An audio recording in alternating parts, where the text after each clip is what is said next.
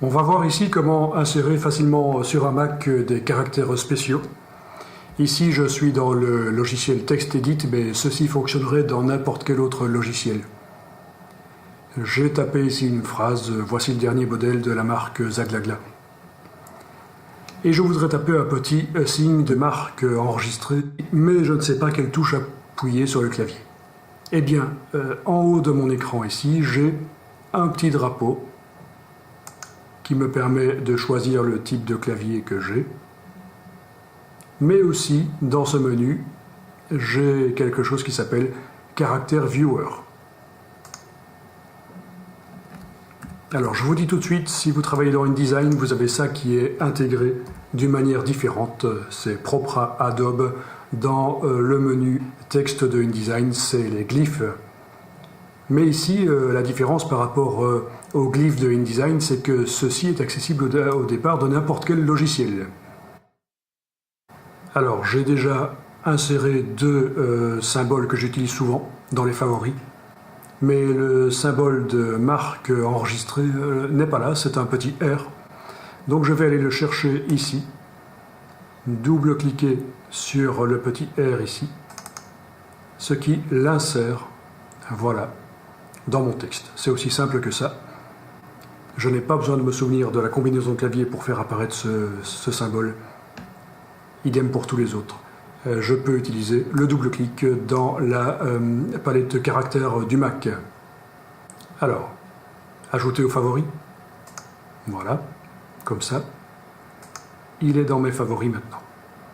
J'aurai plus besoin d'aller le chercher là. Donc cette palette peut rester ouverte. Je continue à travailler mon texte.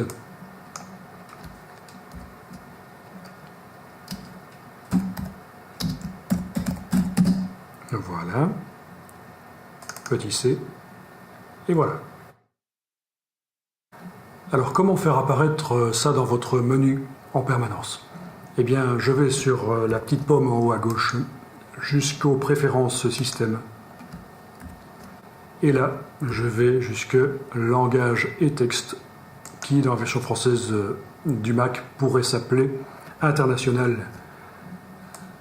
C'est l'ancien nom qu'il avait en tout cas sur les anciens systèmes. Je vais jusque Input Sources et je coche ceci. C'est déjà coché évidemment, c'est pour ça que ça apparaît dans mon menu. Si je décoche et que je ferme, dans le menu, je n'ai plus. Donc je retourne dans le menu pomme, préférences système, langage et texte, input sources, et je coche ceci. Ah oui, il faut aussi cocher ceci, sinon ça ne va pas apparaître du tout dans la barre de menu au-dessus. Voilà, mon petit drapeau a disparu. Donc deux conditions pour avoir accès à cette palette des caractères. Avoir coché Keyboard and Character Viewer et cocher Show Input Menu in Menu Bar. Et voilà.